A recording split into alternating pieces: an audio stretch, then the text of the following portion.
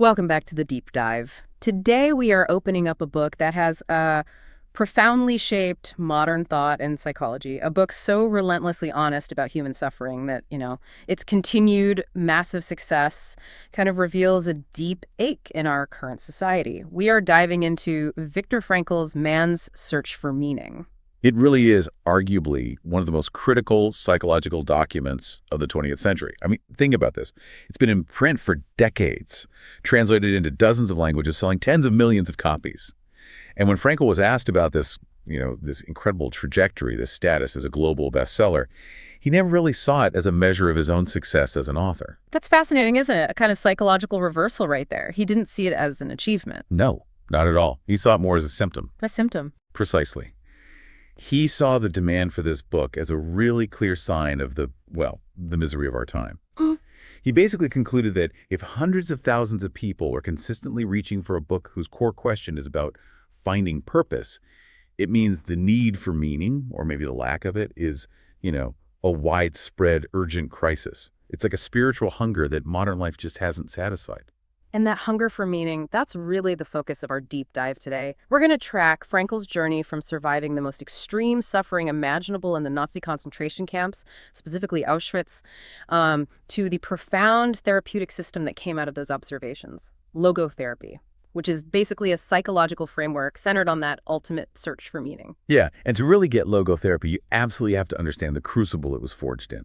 We're looking at Frankl not just as a survivor, but as a specialist. A doctor, a psychiatrist, who somehow maintained his clinical perspective under conditions literally designed to strip away every last shred of humanity. Okay, so let's unpack this with the core idea, the really life-altering paradox that underpins the whole book.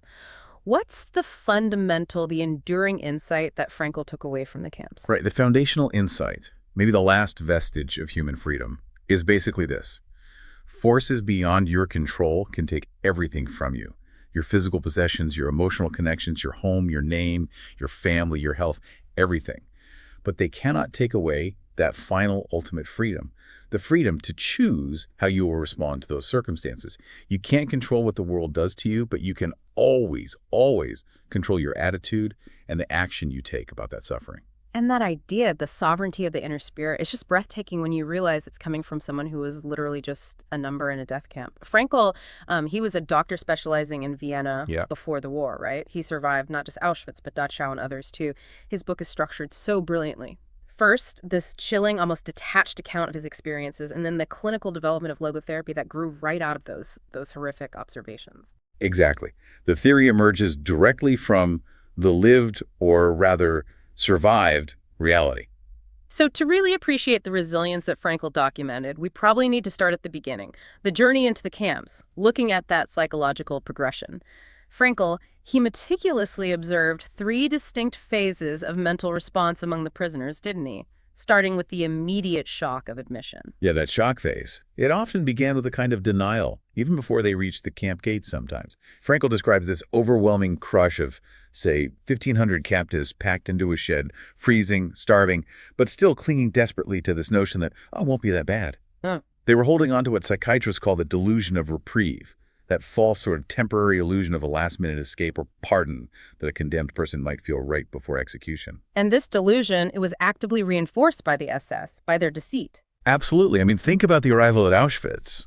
You see these prisoners working who look relatively okay, maybe even a bit robust. So the new arrivals, the new intake, they think, well, if they can survive this, maybe I can too. They don't realize they're seeing a chosen elite, often the long-term Kepos prisoners appointed to oversee others, who survive precisely because they're brutal, or maybe because they're involved in illicit trading, swapping smuggled platinum for schnapps, things like that. Then comes that moment of ultimate arbitrary power, the selection at Auschwitz, the finger-pointing left or right. Frankl's description of this, it's chilling because it's so banal, so matter-of-fact. Filing past this tall, seemingly bored SS officer, spotless uniform, looking fresh. The officer isn't angry or sadistic, not obviously anyway. He just uses the forefinger of his right hand, pointing, Frankl says, with a leisure that's almost sickeningly casual, either to the right or to the left. And that single gesture, no words needed, decided the fate of roughly 90% of that transport. Sent to the left meant immediate death, gas chambers within hours. And the deception just continues right up to the very end, which really underscores the cruelty. Those marched to the left were taken to the crematorium, and over the doors, the word bath was written in several languages. They were even handed a piece of soap as they went in, maintaining the lie that they were just about to be cleaned, not exterminated. It was all designed to prevent panic, mass resistance. Unbelievable. So once through that arbitrary selection marked for work, the process of stripping away the past, it just accelerated violently. Yeah, that initial phase is marked by the loss of all possessions. Luggage, watches, documents, even family photos. Frankl highlights this incredible naivete of the prisoners, who even standing right on the brink of this abyss, they still tried to save sentimental things, a wedding ring, maybe a good luck charm. They just couldn't comprehend yet that everything would be taken. They still saw themselves as people who owned things, who had a past life they might return to. But the personal loss that really hits you, the one that defines that moment of psychological rupture, is Frankl's attempt to save his scientific manuscript. Ah, yes. Remember, he was a specialist in Vienna. This manuscript, it represented his life's work, his whole professional identity, the culmination of years of research, of passion. He actually tried to explain this to a hardened prisoner, a capo, probably, pointing to this roll of paper hidden inside his coat pocket. He asked if there was any way he could keep it, pleading about its academic importance. And the response was just a single visceral word: shit. That's it. That single word. That moment, Frankl said, was the culmination of the first psychological phase. It was the instant his entire former life, the accomplishments, the career, the identity, the professional pride, was just annihilated, reduced to nothing but filth, instantly, violently discounted. That prisoner understood. The only thing that matters now is raw physical survival. Nothing else. Wow. Okay, so that brings us to the second phase, where the prisoner establishes this new, miserable reality. And it's defined by apathy. This is the psychological mechanism that allowed them to survive the unrelenting physical and moral torment. Exactly. Apathy was, paradoxically, a form of self-preservation. It acted as this necessary protective shell, a kind of emotional death that let the prisoner cope with the continuous horror, the injustice, the ceaseless physical stress, the starvation, the beatings, the constant work. If you didn't numb yourself somehow, you would simply go mad. It was a defense mechanism. And Frankl observed that the mental agony, the injustice of it all, was often worse than the physical pain itself. Yeah, it was the deliberate, casual cruelty that really ground people down. He tells this story of a guard who, instead of shouting or using a whip, just bent down, picked up a stone, and sort of playfully threw it at a prisoner to get his attention. Like calling a stray dog. You're not even treated as a human being worthy of an insult. You're treated like a domestic animal. Apathy was maybe the only way to shield your inner self from these constant devastating blows to your human dignity. But this adaptation, it came at a terrible moral cost, didn't it? The sheer, unrelenting fight for existence meant that moral regression was just widespread. Oh, absolutely. It was an unrelenting fight for the daily bread, for a slightly better spot in the barracks, for sheer life itself. Frankl observed that those who ultimately tended to survive years in the camps were often, not always, but often, the ones who lost all scruples. The ones who engaged in theft, maybe used brutal force, or even betrayed their friends just to gain a tiny advantage. Survival became this sort of grim, self-selecting process that favored the morally compromised. Which led to one of Frankl's grimmest conclusions, one that really contradicts the heroic narrative we sometimes want to believe about survival. He concluded, quite starkly, that those who returned, those who survived maybe through lucky chances and strong constitutions, they knew this truth. The best of us did not return. The morally upright, those who tried to help others or stubbornly maintain their ethical framework, often perished precisely because they wouldn't compromise their principles in the face of that absolute scarcity and brutality. And in this morally regressed, apathetic state, mental life just centered on the most primitive instinct: food. It became an all-consuming focus. Their discussions, their internal monologues, everything revolved around the meager daily ration, which in the later period might be just 10.5 ounces of bread. And even that tiny ration created this deep psychological division among the prisoners. Right. You had those two distinct schools of thought on how to eat the bread. Absolutely. The first group, they believed in eating the entire ration immediately. Their logic was sort of twofold. First, obviously, to satisfy the worst of the hunger pangs right away. And second, maybe more practically, to safeguard it from the inevitable theft that happened in the barracks. Once it was eaten, it was gone, and thus safe. The second group, which Frankl himself joined, was meticulous. They would divide the bread up into tiny, tiny pieces, stretching that small sense of being fed throughout the entire day, savoring minuscule crumbs until the next ration arrived. Their whole day was paced by the anticipation and the consumption of these scraps. And their inner life, their fantasy life, revolved around this deprivation too. Oh, completely. In the rare moments of peace, maybe during sleep, their wish fulfillment dreams weren't about freedom or getting revenge or even seeing loved ones. They were entirely focused on immediate physical comforts. Bread, cake, cigarettes, and perhaps most vividly, taking a nice warm bath. The desire for food was the major primitive instinct that their mental life centered around, completely forged their stronger, more complex thoughts right out of circulation. This state also highlighted the terrible relativity of suffering. Yes, suffering, Frankl learned, is always relative, which means even a small moment of relief could feel like genuine happiness, like bliss almost. They envied convicts in other, less severe prisons who still had the privilege of, say, a toothbrush or a mattress, or even just the possibility of getting mail. And yet, the camp prisoners themselves could experience profound joy in their own context. For instance, intense relief and happiness would sweep through a group if they discovered their new camp didn't have a chimney, meaning no crematorium. The absence of the absolute worst fate made their current unimaginable misery feel, paradoxically, like a blessing. But the key to Frankl's work, and really the absolute seed of logotherapy, lies in that third, simultaneous realization: the intensification of inner life. Despite all the degradation, Frankl saw that the inner spiritual self could actually deepen and offer a refuge that could literally save a life. This is where we pivot, from clinical observation to something much more profound, more philosophical. The mind became the ultimate escape hatch, the one possession the SS couldn't actually take away. Prisoners would retreat into their past lives, imagining trivial, comforting things, remembering bus rides in their home city, the sound of unlocking their own front door, the ring of a telephone. These mundane, everyday memories suddenly became a kind of gilded, distant paradise. And the most powerful anecdote illustrating this inner refuge is Frankl's experience clinging to the image of his wife. Right. He described stumbling for miles in the freezing darkness, slipping on icy spots, barely able to stand from exhaustion and hunger. Yet his mind clung to the image of his wife with this uncanny clarity. He felt like he was walking with her. He heard her answers to his silent questions. He saw her smile, that frank, encouraging, luminous look she had. A look, he remembers, that seemed more luminous than the sun itself rising in the distance. What's truly remarkable there is that he didn't even know she was still alive at that point. Exactly. And he realized in that moment that her physical existence, or lack thereof, didn't actually matter to the spiritual reality he was experiencing right then. His love for her, and the image he held so vividly in his mind, transcended physical reality. It offered him a kind of spiritual salvation, a reason to keep going. This realization really solidified the cornerstone of logotherapy, that finding meaning is possible even when you're faced with utterly unavoidable suffering. It seems contradictory, though. How could anyone find an intensification of inner life when they've been physically and morally stripped down to basically nothing? Isn't that just, wishful thinking? It's not wishful thinking. Frankl would argue it's the exercise of that last human freedom, the choice of your attitude. And he witnessed it in action.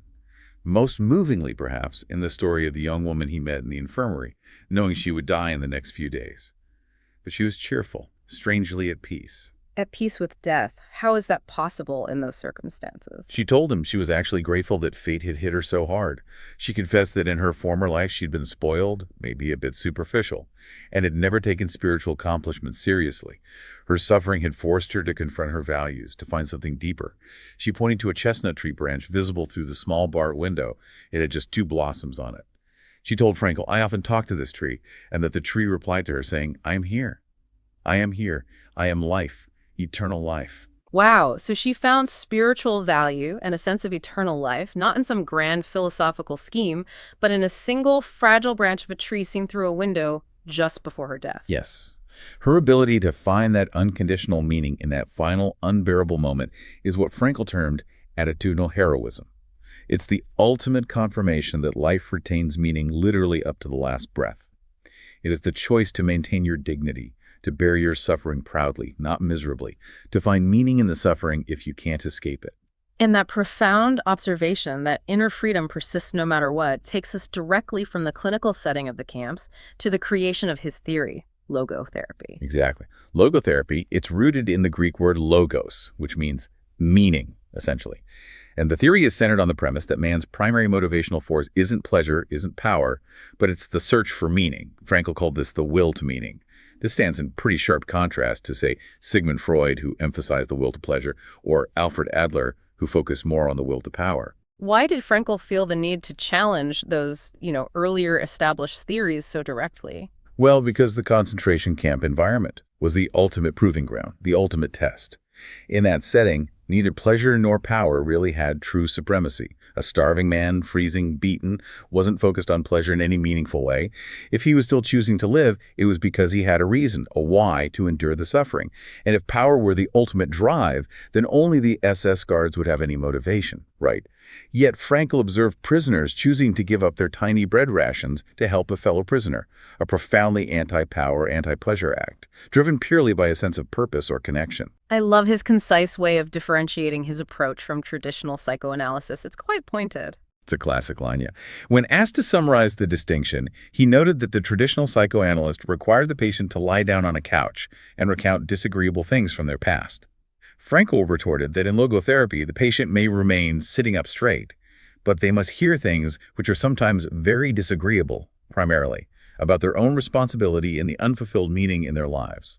That emphasis on responsibility and the tension between what one has achieved and what one ought to accomplish, that's crucial to mental health in his view, right? Absolutely crucial.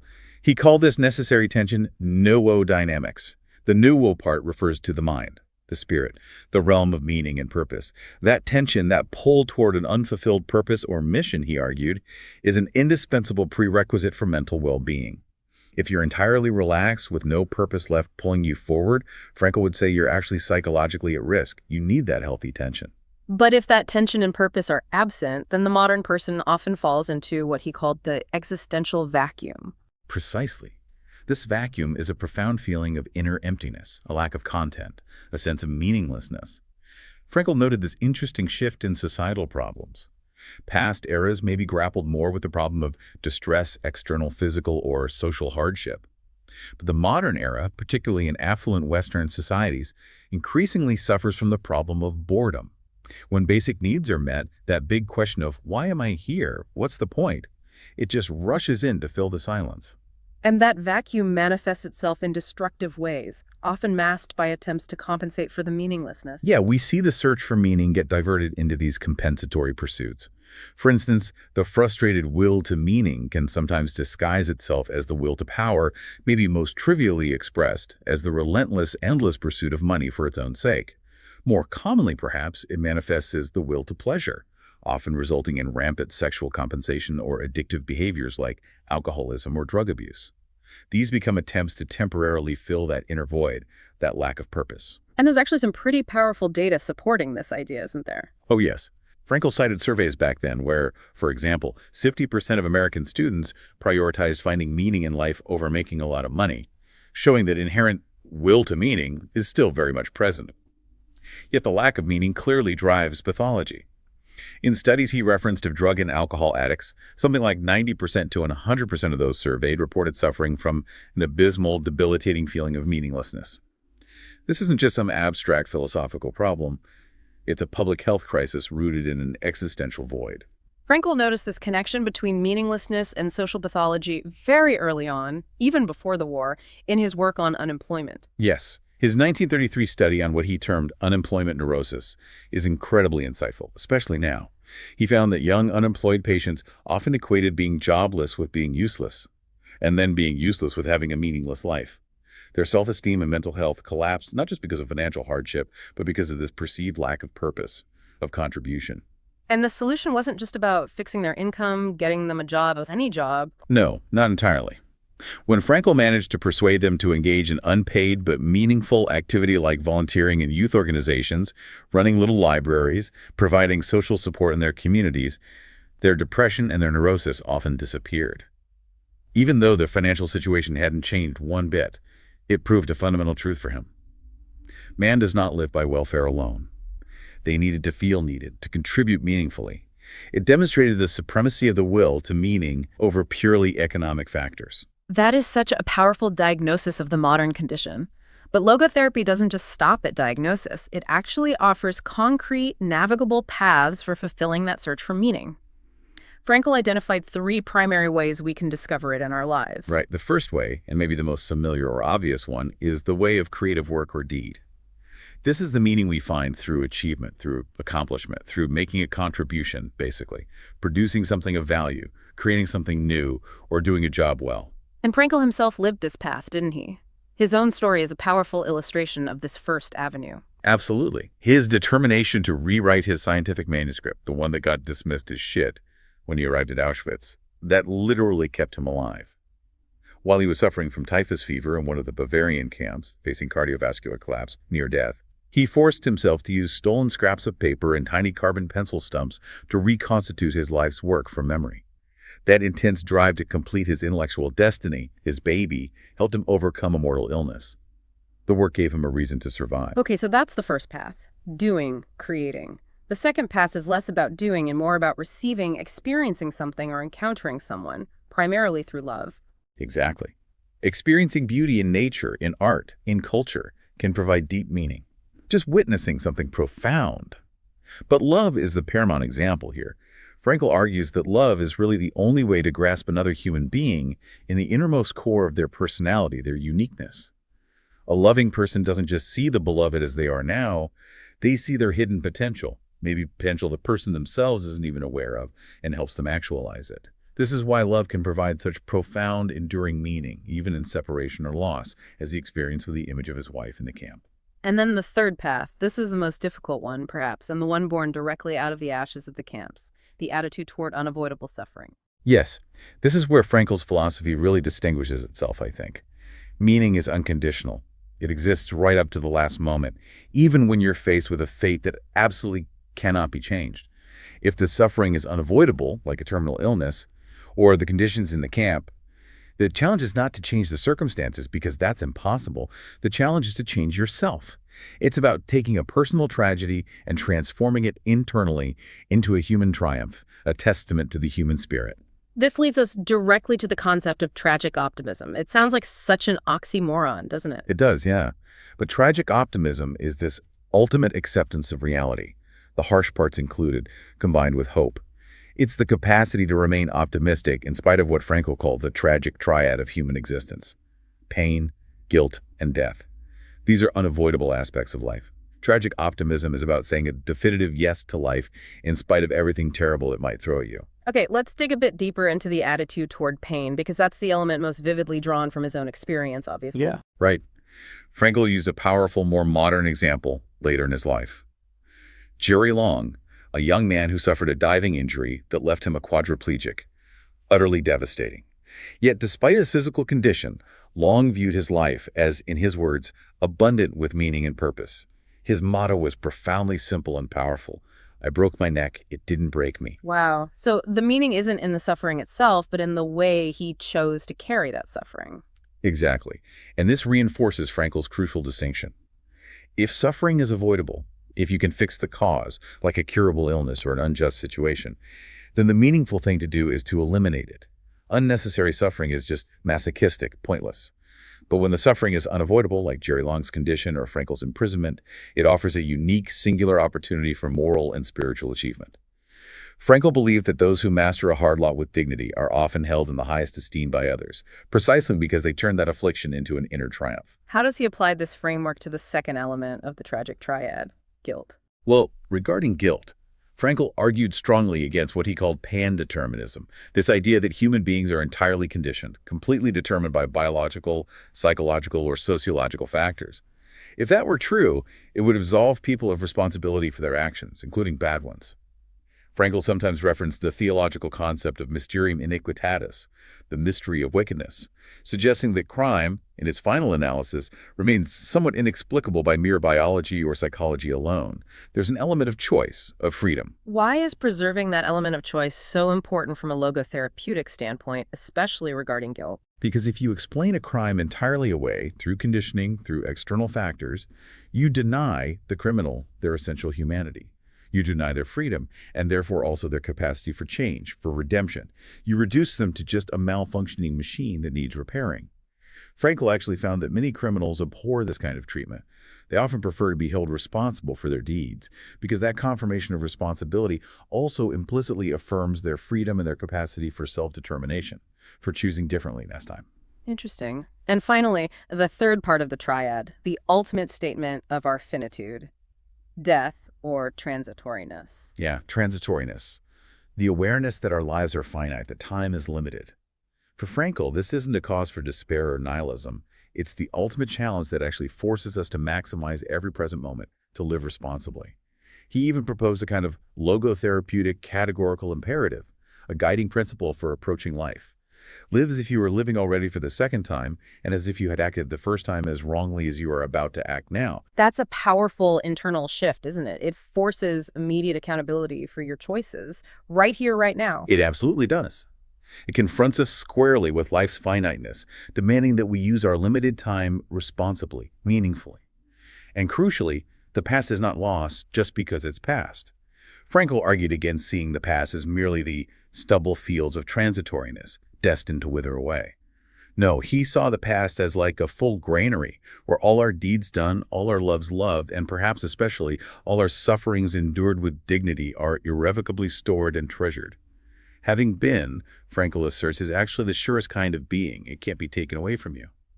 Okay, we've covered the philosophical depth, which is immense, but logotherapy isn't just theory, it's a functioning psychotherapeutic approach. Before we get to the practical tools, let's just revisit Frankl's fierce rejection of what he called pandeterminism, that idea that we're completely conditioned. Right. Frankl stood really firm against that idea. He believed that even when you're facing the most powerful biological, psychological, and sociological forces, all those factors of conditioning human beings retain the capacity to rise above those conditions, to choose their response, and ultimately to change themselves for the better. Man determines himself in the final analysis. We aren't just puppets of circumstance. And this capacity for self-determination, for freedom, needs to be balanced. This is where he introduces his most famous non-literary concept, the one people often mention. Yes, exactly.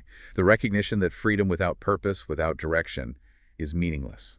Or it quickly degenerates into just mere arbitrariness, doing whatever you feel like. Frankl famously suggested that the Statue of Liberty, representing freedom on the U.S. East Coast, should be supplemented by a Statue of Responsibility on the West Coast. Responsibility is the essential ground upon which freedom must be lived meaningfully. Freedom from something needs to be balanced by freedom for something, a task, a purpose.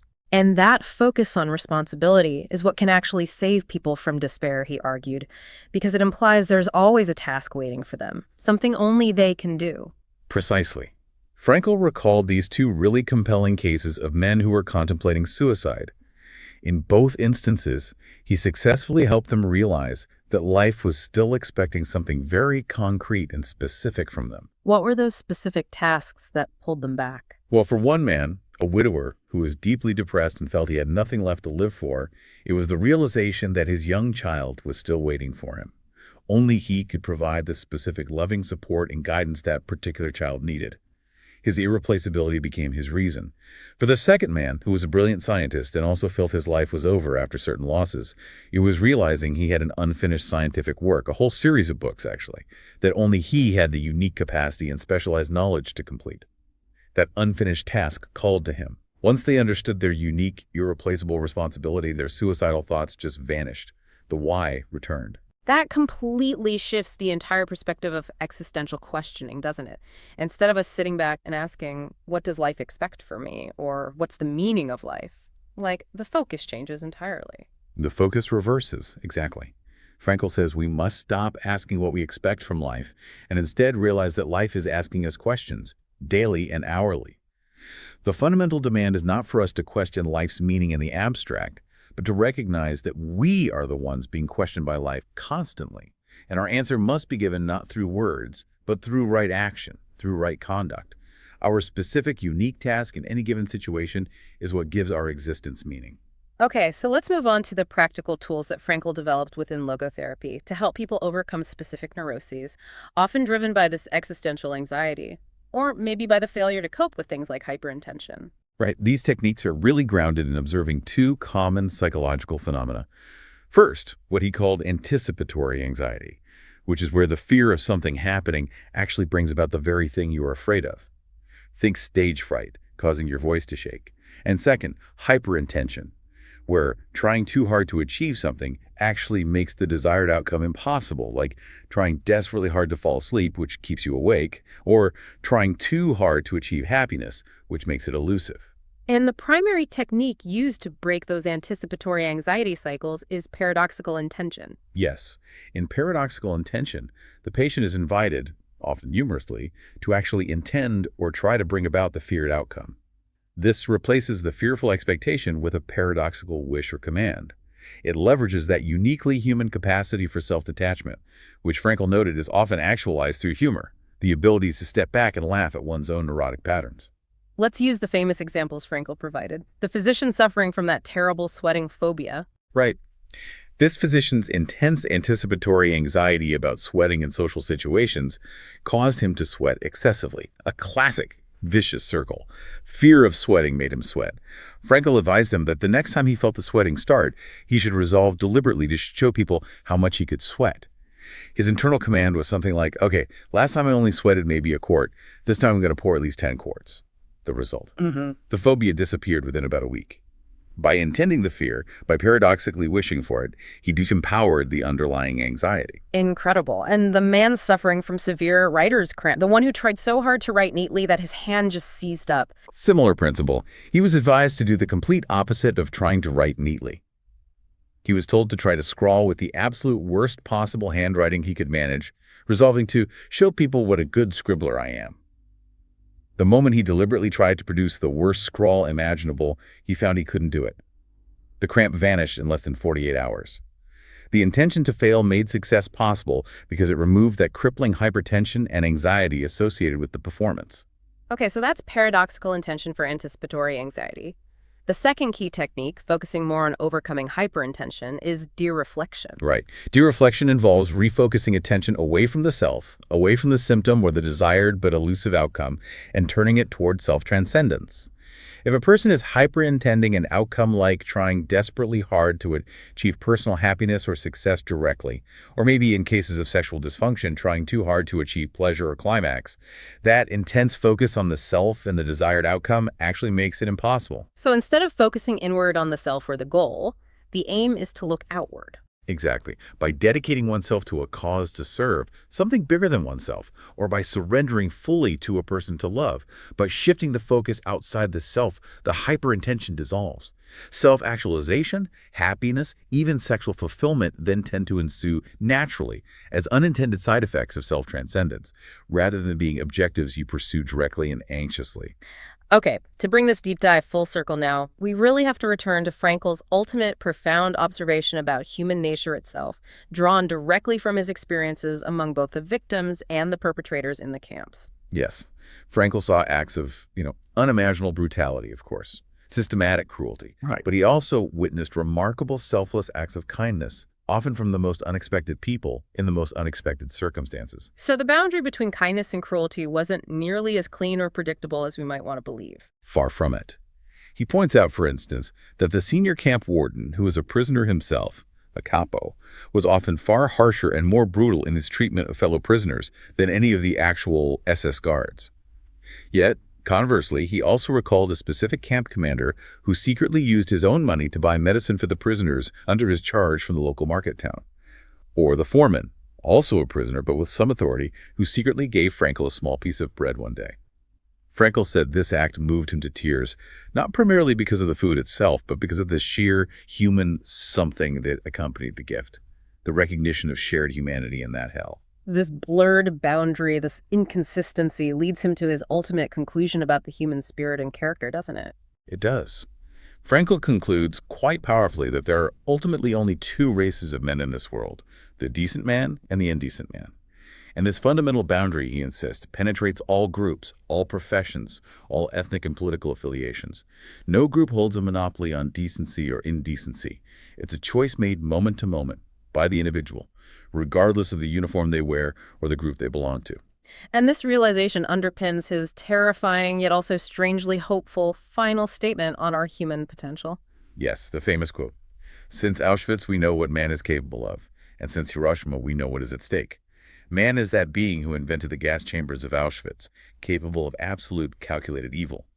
But, and this is crucial, he's also that being who entered those same gas chambers upright, with dignity, perhaps with the Lord's Prayer or the Shema Yisrael on his lips, capable of absolute spiritual heroism and maintaining inner freedom, even in the face of annihilation. It's a stark reminder that even when facing utter hopelessness, the absolute worst of the how, we retain the power, that last freedom, to choose the why that defines our inner life and our response. That's the core takeaway, really. The freedom of attitude, the inescapable power and burden of responsibility, and the understanding that meaning is not something we invent out of thin air, but something we discover moment by moment. And it never truly ceases to exist, even in suffering. So, what does this extensive deep dive into Frankl mean for you, the listener, today? Frankl himself warned that the world is in a bad state, and he said everything will become still worse unless each of us does his best. Yeah, he urges us to stop looking for some grand, sweeping, abstract meaning of life, capital M, capital L, and instead recognize the unique, concrete tasks that life sets for us personally, our specific individual destiny or calling in any given situation. Your existence has a meaning right now, and that meaning is waiting to be fulfilled by you and only you. The ultimate challenge, then, is to apply that logotherapeutic categorical imperative he suggested. Live as if you were living already for the second time and had messed up the first time.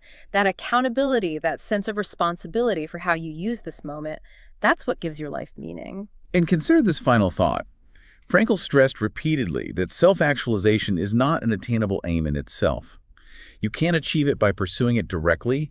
It can only occur as an unintended side effect of self-transcendence, of dedicating yourself to a cause greater than yourself, or surrendering yourself to a person other than yourself. Meaning comes from looking outward, not inward.